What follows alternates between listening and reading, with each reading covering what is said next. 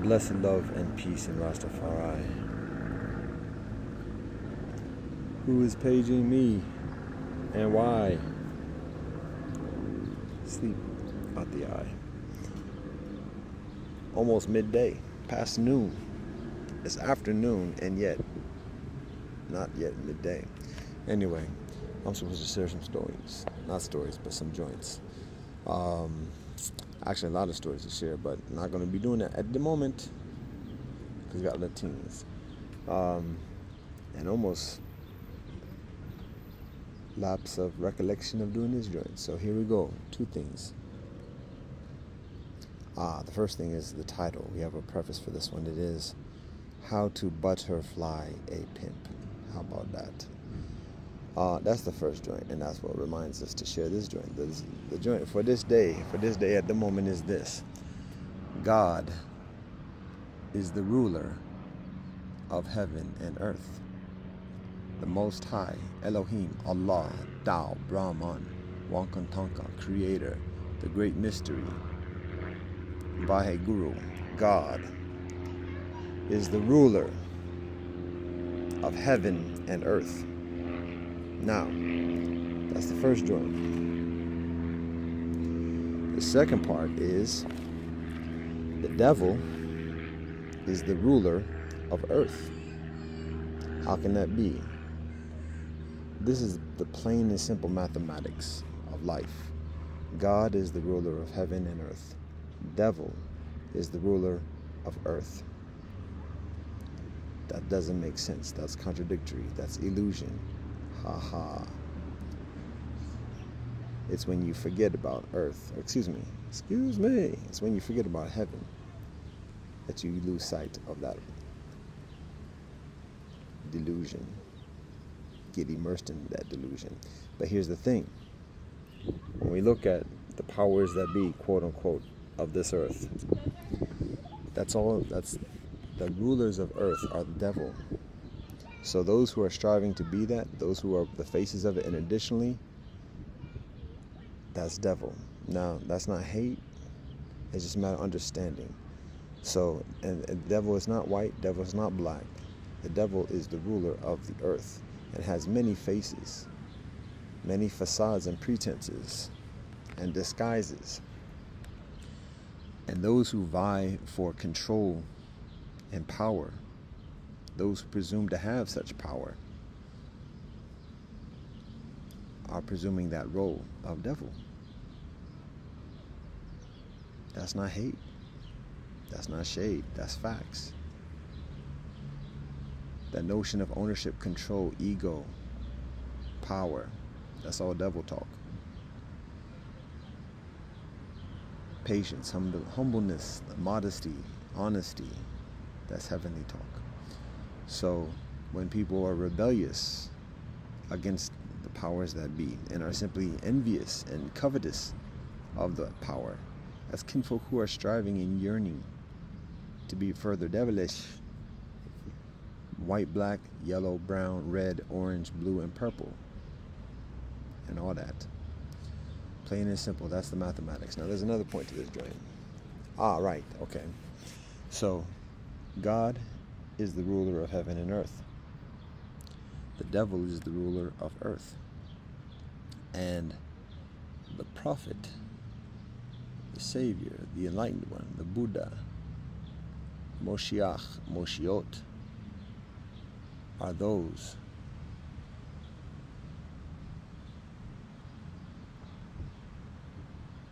who teach the rules of heaven in earth. Prophets, sages teach the rules of heaven in earth. Not to earth. Earth already knows. Earth already has it. Sometimes earth forgets. Teach the rules of heaven in earth, through earth. You heard, feel that. So that's the trifecta. God is the ruler of heaven and earth. Devil is the ruler of earth. Prophet is the teacher of the rule of heaven in earth. And knowing that, understanding that, accepting that, loving that, supporting that involves not trying to take over, not trying to be the ruler of earth. It is a matter of remembering heaven, remembering the rules and the ways of heaven, and tenaciously working and trotting to cultivate that within ourselves amidst the conditions of earth. That's truth right there. You already feel it. You already feel it. Them sensations, that awakening of the synapses in the revelation of truth that heals the body, the circulation, and the vibration, the greenity. All thanks and praise to the Most High. All thanks and praise to the Most High. So, that's the mathematics, plain and simple. God is the ruler of heaven and earth. The devil is the ruler of earth. Don't try to fight. If you're trying to be heavenly, don't try to fight the devil. Don't try to conquer the devil. Don't try to... So, now that being said, do I make it complicated now? Let's review the simple mathematics, the three parts of it. God is the ruler of heaven and earth. Devil is the ruler of earth. The prophet is the teacher of the rule of heaven in earth. So, again, when we look at preachers, religious leaders, rabbis, imams, sheikhs, gurus, reverends, imams, bodhisattvas, lamas, and additionally, whoever it is, any kinfolk endeavoring to conquest predatoriness, but particularly to assume some position of authority, earthly authority, control, that's devilish across the board. So the heavenly it's not pacifist. It's not a matter of shying away from fights or whatever else. It's a matter of piety. Peace, peace, peace. I'm cool. I still got the one you gave me. I appreciate. Yo, it's a very valuable amount. Like, it's a unique thing, because like usually I'd have like I pour down. So to have that, exactly, that's what I'm saying. It's a special occasion. Peace and blessings to you. So that's the mathematics. And anybody endeavoring to be in control, to be in a position of authority, and additionally, particularly those who search for that, that's a devilish endeavor, regardless of what the knowledge they have about the game, the words, the knowledge, the verses. It is an endeavor of devilishness, and we steer away from labels and condemnations, but it's just a matter of understanding the nature. That's the nature. Devil is the ruler of earth, and those who strive to be the ruler of earth are striving for that. And kinfolk, as beautiful as kinfolk are, lose self in that process. At some point, talking about making the deal or whatever else, but that's just the nature. And assuming any position of authority, kinfolk lose themselves to be that persona of whatever the constituency is. So we focus on principles, we focus on ethics, we focus on honesty, modesty, discipline. I can talk about the Panchasilas: peace, sharing, chastity, honesty, sobriety. Let me do that again. Peace, sharing, chastity, honesty, sobriety. Yes. The Anivrat, which includes also non-possessiveness. Those are the elements that we look towards building relationship, connection, communication, cooperation, endurance, gambaru, and that we recognize the authority in and of themselves, those ethics. It's not a matter of deification of principles. It's a matter of recognizing the authority within those principles and respecting that, regardless of who it is, and whoever we are. Hit some water in the eyes before getting out, right? Whoever we are. Probably not right after being outside and sitting on the ground and with my fingertips at this moment, but we can do something. Haha. And we gotta let's get this done, because we got things to do. Whoever we are,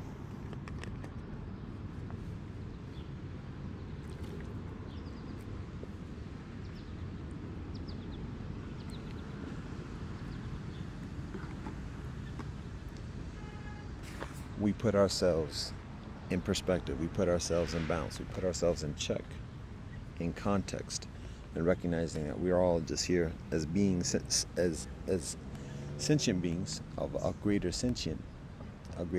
being of sentience, as any perceived single or individual entity.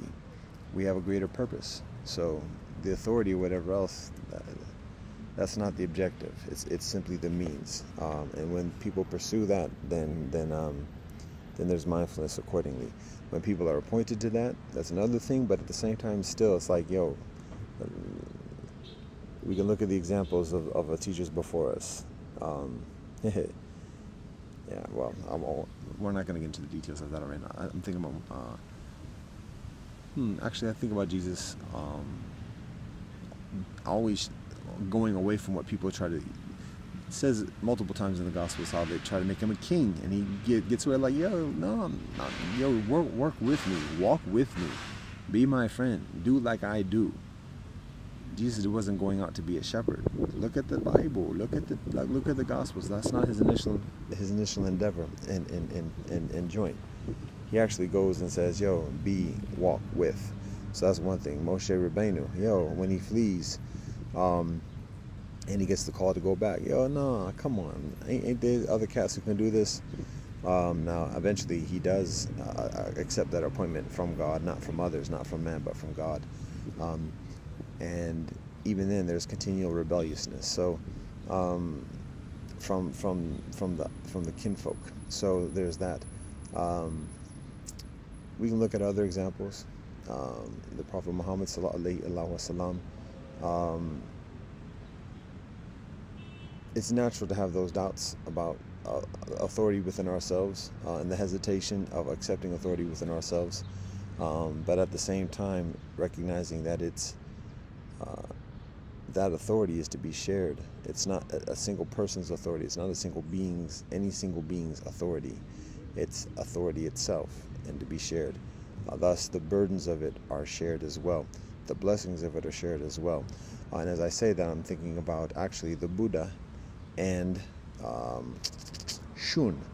Interesting examples of filial piety, where the Buddha has his far, who lavishes him with luxuries so as to avoid to distract him from pursuing the spiritual path, whereas Shun is spiritually ascendant, and actually his parents hate on him and do all types of things, depriving their love from him, and he's continually suffering through middle age.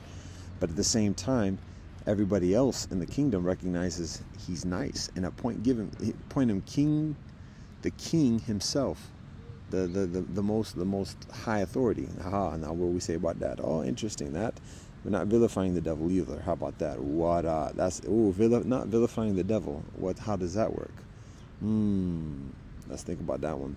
Anyways, we're not vilifying anybody in position of authority or earthly authority, presidents, kings, religious leaders. It's behavior. So, and it's a mindfulness of the position and the behavior that position provides. So anyways, going back to the story, Shun, the king recognizes that Shun is ascendant, and gives Shun authority, and actually his two daughters as wives, and all the authority underneath him he provides to Shun as inheriting the earthly authority and influence within the realm.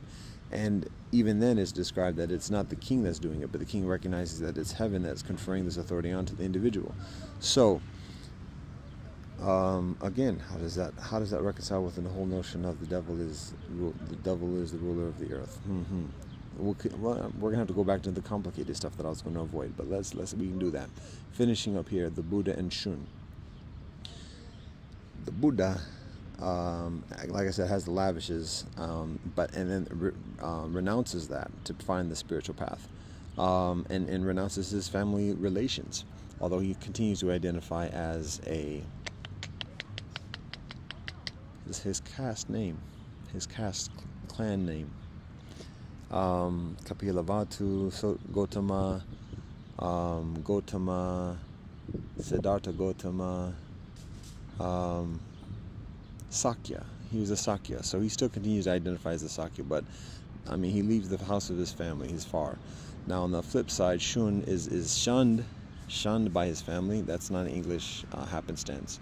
He is shunned by his family, but receives the authority and the coronation, even despite the absence of the love and support from his family, and lives continually in conflict and dissatisfaction and grief and sorrow, because his family refuses to provide him with love. His parents refuse to accept him and support him. So even though he has all those things and everybody else recognizes him, it means less because his parents ain't giving it to him, giving him the love. So anyways, it's an interesting comparison between those particular two cases. So going back to the whole notion about the devil is the ruler, and how can that be? When we have the examples of righteous kings and otherwise. So here's a consideration in that respect. Going somewhat on a different topic, it's a matter of actually at this moment what we are in the midst of is recruiting for something, for a team. And the nature of this team is one that endeavors within wrestling, grappling, struggling with demons and angels. I've been mentioning that recently of numerous occasions, and now it's further. But the consideration is this is our endeavor, and framing it within the context of a team, like a sports team, and providing that kind of realm of familiarity for those who have the inclination, and recognizing that we have no enemy on this earth. We have no enemy on this earth. We hate no one on this earth. We don't agree with everybody on this earth. We don't agree with what everybody on this earth is doing. We don't hate though. And when there's concerns about the well-being of kinfolk, we have responsibility. But even then, like, it's not a matter of conquering people or otherwise. We have to be further diligent in cultivating piety within ourselves, and systematically cultivating those further copacetic conditions. So that's teamwork, and so that's what we're referring to here, a team. And recognizing that when we refer to our work as civilization, when we refer to it as spirituality, when we refer to it as righteousness or other elements like that, it's a lot of abstraction, and it lends itself to a lot of debate and discourse and kind of unproductive pontifications and verbalizations. So we frame it in the terms of something active or something doing. That also people have a familiarity with. Also, the discourse about this type of striving and trotting can be somewhat off-putting for people, because when we make the references of our teachers, in addition, people don't always know those teachers, and additionally, and so again, it just seems like a philosophy. It seems like preachy, whatever. When we say it's teamwork, we say, okay, our endeavor, we wrestle with angels and demons. And again, that's not hyperbole. It's not hype. It's not big talk. It's facts. And it's serious. And it's very difficult for many to explain, particularly in a secular mindset where people just call that crazy. But when you read the traditions and when you read Earth civilization, you have a better idea what we're talking about. And when we talk about wrestling with demons and angels, it's not even hate towards demons and angels. We're just recognizing this is what is done. This is how it's done. So, anyways, that's what we do. And there's techniques to doing this. It's not just strength. It's not just might. And the other one I'm thinking of at the moment.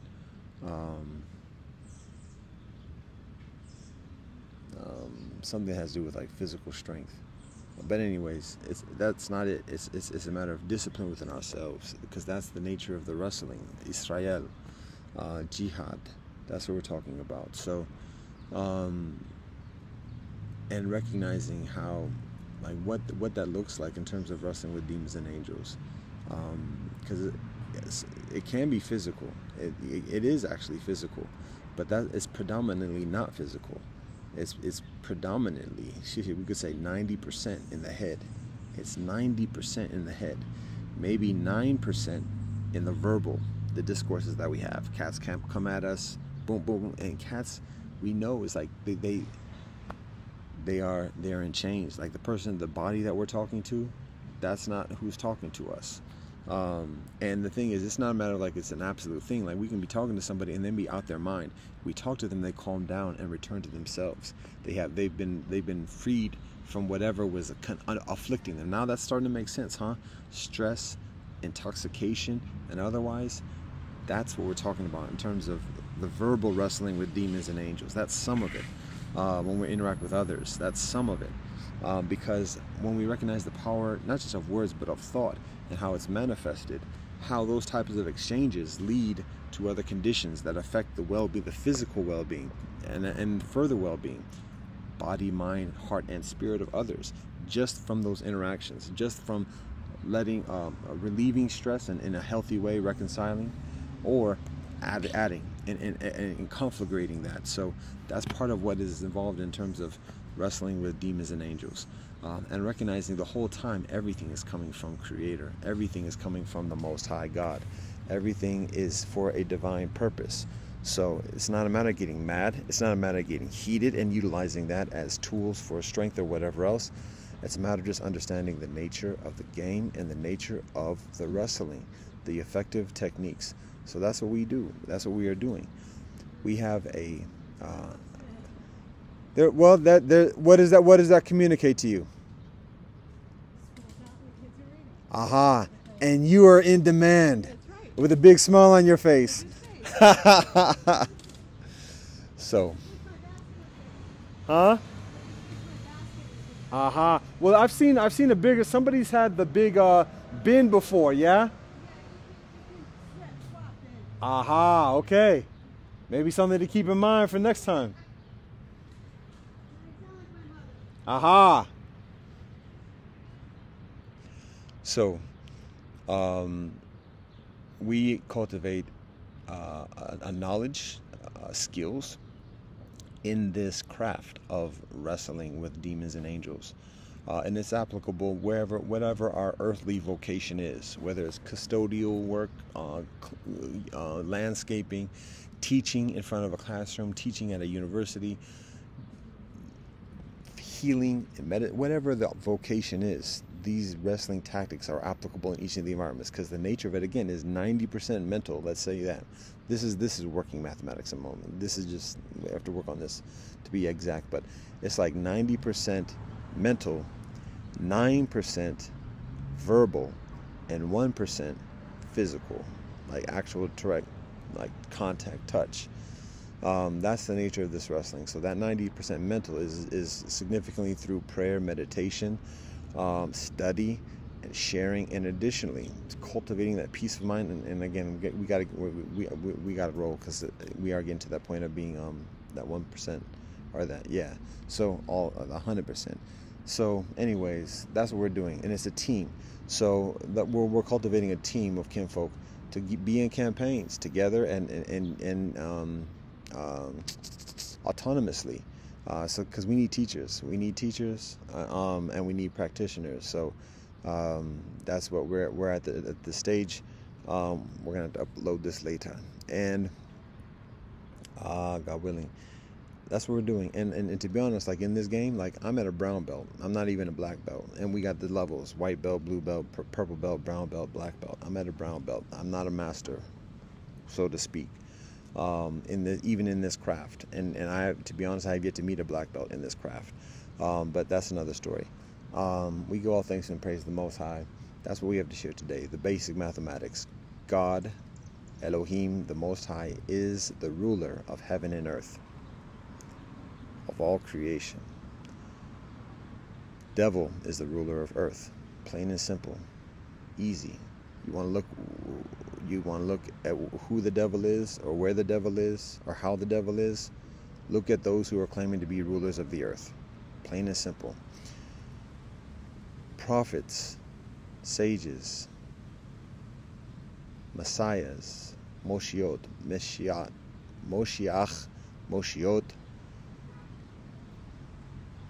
The enlightened ones are those who teach the rules of heaven in earth. And again, so how does, I gotta explain this joint, then gotta bounce. All right, so when we see a king who seems like a nice king, and additionally, how can that be the devil? Don't demonize the devil. How about that? Don't demonize the devil. Call the devil out for what the devil does, plain and simple, and recognizing that those who endeavor to rule over men, that's a devilish ambition. So right there's that. When people are put in that position, when it seems necessary, and additionally, just understand that's the nature of it. That's the nature of the conditions, perhaps, but it's the nature of the position.